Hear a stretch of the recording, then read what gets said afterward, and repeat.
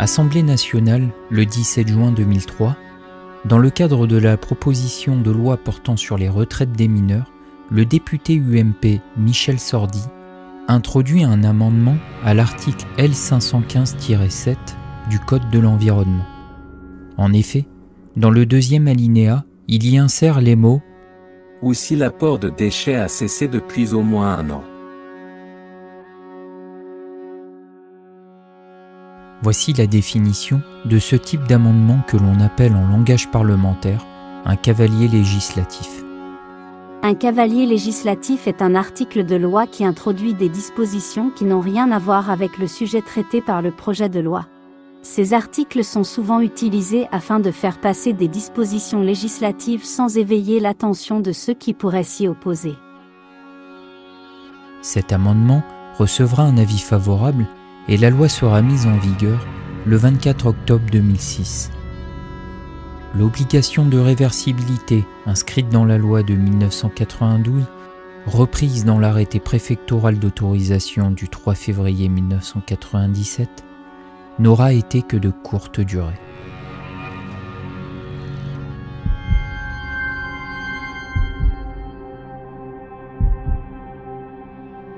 L'ex-directeur du centre de stockage de déchets Stocamine a été condamné à une lourde amende et à 4 mois de prison avec sursis. Des salariés, rappelons-le, avaient été exposés à des émanations toxiques en luttant sans protection particulière contre un incendie de déchets dans une ancienne mine de potasse du Haut-Rhin. Entre 2006 et 2019, se succéderont plus d'une centaine d'expertises qui préciseront que le déstockage est certes possible, mais techniquement de plus en plus difficile à réaliser, avec des prix qui grimpent d'une manière étonnante.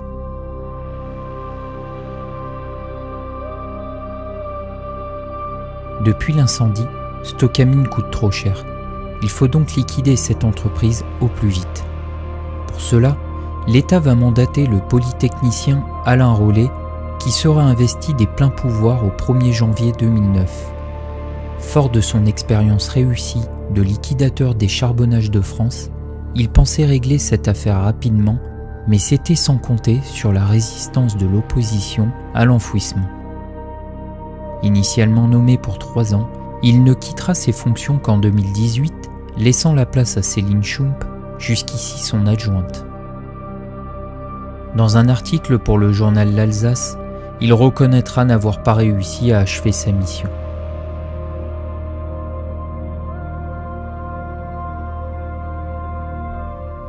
Je pourrais me permettre de juger le personnage, mais ça risquerait d'aller trop loin. Mais en clair, lorsqu'il est arrivé, il a mis en place la nouvelle équipe, puisque malheureusement au MDPA, les gens du cru sont partis à la retraite, qui avaient une autre vision de la chose.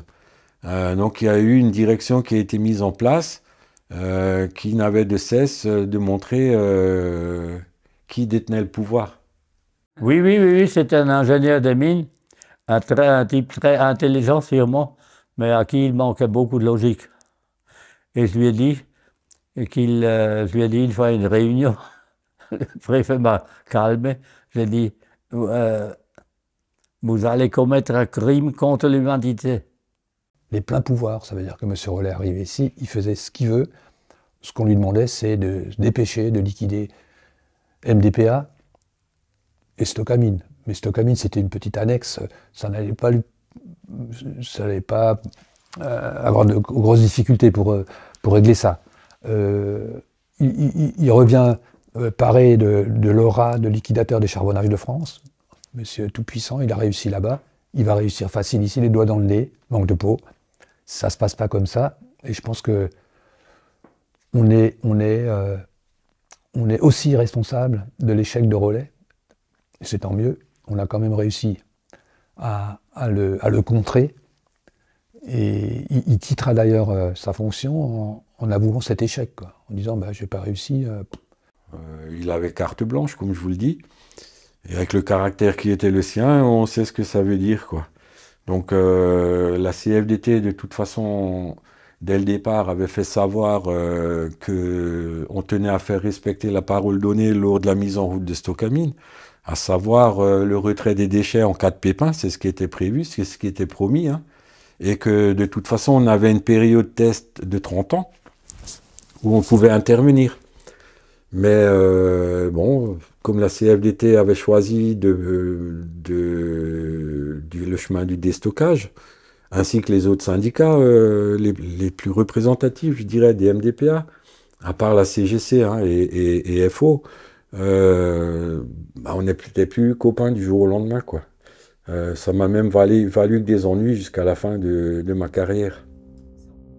En effet, dès l'entrée en fonction du liquidateur, les réunions de la commission locale d'information et de surveillance seront plus tendues et les affrontements fréquents entre le liquidateur et les représentants des associations et des syndicats.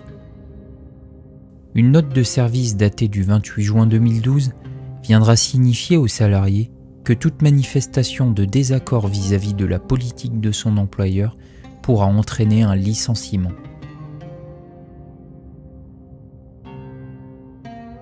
En 2010, le ministère de l'Écologie commandera auprès d'experts des études afin de cerner les conditions dans lesquelles pourraient être mises en œuvre les deux options envisageables pour la fermeture de Stocamine, confiner les déchets au fond de la mine ou mettre en œuvre le principe de réversibilité.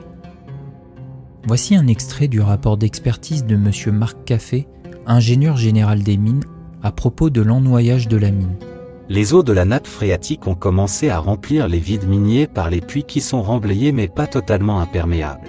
Quand les eaux atteindront le niveau du stockage, puis rempliront les puits jusqu'à la surface, une pollution de la nappe phréatique par remontée de la saumure éventuellement contaminée par les déchets deviendra possible. La quasi-totalité de l'eau entrée dans la mine sera expulsée vers la surface par fermeture des vides. Dans la même année, un comité de pilotage sera mis en place à la demande du ministère de l'Écologie. Les 5 collèges pourront proposer chacun 2 experts pour y participer.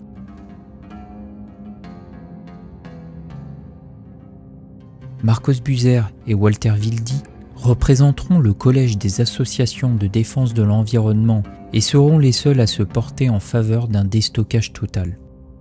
Marcos Buser est géologue diplômé de l'École polytechnique fédérale de Zurich et a réalisé l'assainissement de stockage de déchets spéciaux à Saint-Ursanne en Suisse. Walter Wildy est docteur en géologie de l'École polytechnique de Zurich, directeur de l'Institut Forel de l'Université de Genève. Le 4 avril 2011, le comité de pilotage présentera son rapport devant la Commission locale d'information et de sécurité. Le COPIL estime que le retrait des colis de Stocamine est techniquement possible mais qu'il s'agirait d'un chantier complexe et très difficile. Il présentera des risques pour la santé des personnels concernés. On ne doit pas sous-estimer les risques d'accidents de personnes pendant le retrait.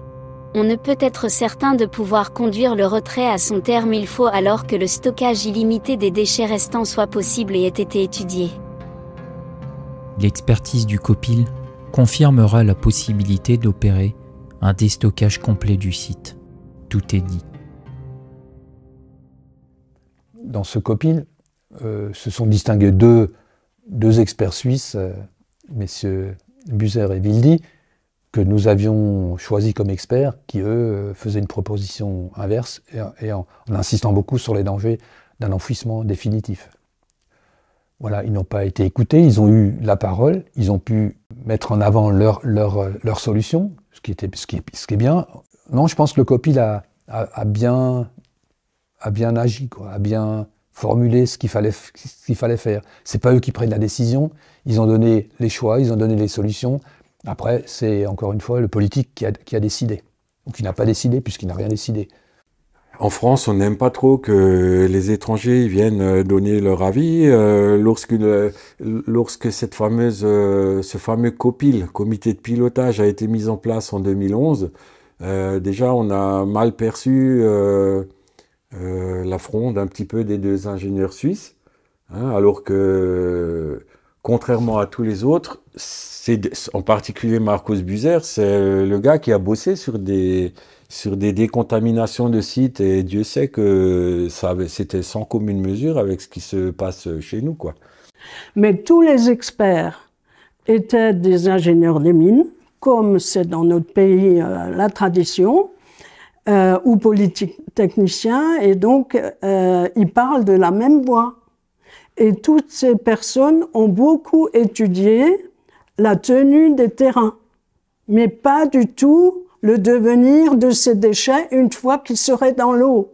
Ils pensaient, comme les théoriciens, que la nappe phréatique sera polluée, mais uniquement dans un secteur local. Ça a été une bonne chose, encore aurait-il fallu suivre tout de suite les prescriptions de ce COPIL. Donc finalement, c'est encore une fois peut-être de l'argent gaspillé pour pas grand-chose, puisque les gouvernements qui se sont succédés après n'ont rien fait. Et ça a coûté beaucoup d'argent public depuis. C'est aussi un autre scandale financier, celui-là. En novembre 2010, les associations CLCV 68, PAC, Access, Alsace Nature et Gaïa annoncent la création d'un collectif. Étienne Chamique et Yann Flory seront les porte-parole du collectif Destocamine. Quelques semaines plus tard, les syndicats CFDT, CFTC, CGT rejoindront le collectif. L'objectif sera alors d'organiser des réunions publiques en présence des élus dans chaque commune du bassin potassique, afin de sensibiliser l'opinion et de mobiliser les habitants.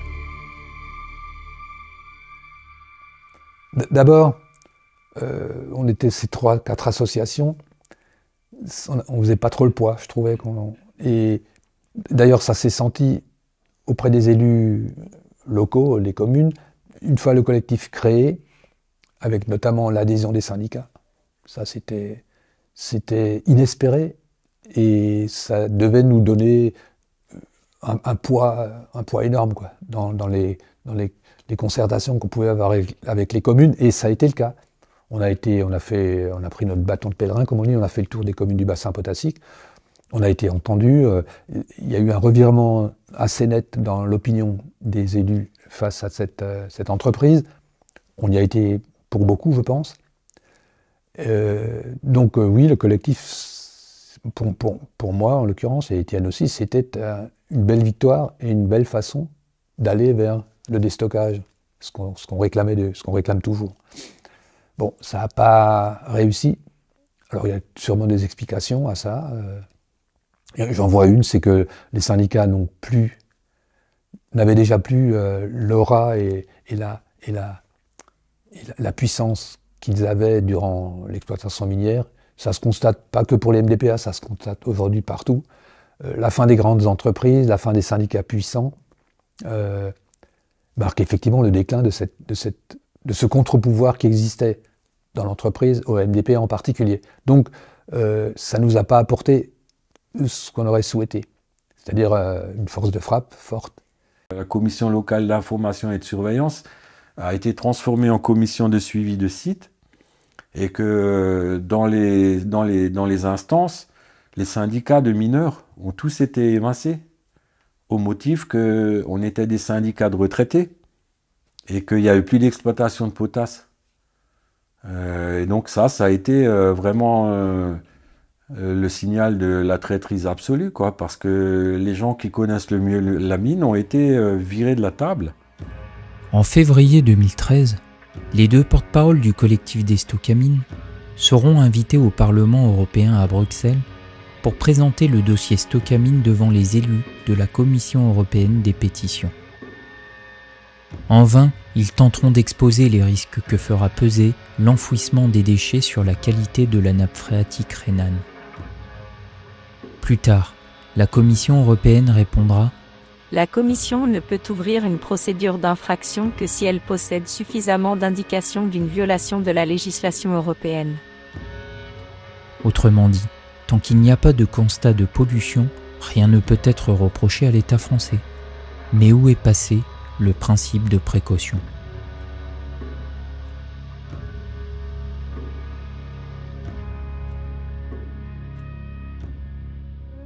Ils avaient la commission en question du Conseil de l'Europe avait contacté l'État français qui a dit on s'en occupe, il n'y a pas de problème. Enfin, en résumé, hein, c'est ce qu'on nous a dit.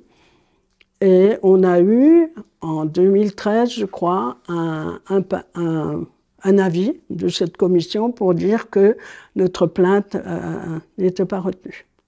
Tant qu'il n'y a pas de pollution, on n'agit pas, on ne peut rien faire. C'est absurde, c'est contradictoire avec, encore une fois, ce principe de précaution qui voudrait que, ben non, s'il y a un risque à terme, n'importe lequel, on dit stop, on ne fait pas.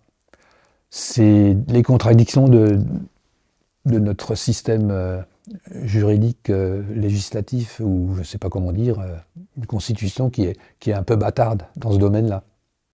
Ben, je comprends pas. Je me dis que ces gens-là qui raisonnent comme ça, c'est d'après moi le déluge. Donc, tant que nous on est là, on risque rien. Ils ne pensent pas à long terme. Alors que l'être humain, on devrait réfléchir à long terme. La planète, elle ne nous appartient pas. Il faudrait qu'on la laisse et qu'on la préserve pour les générations futures.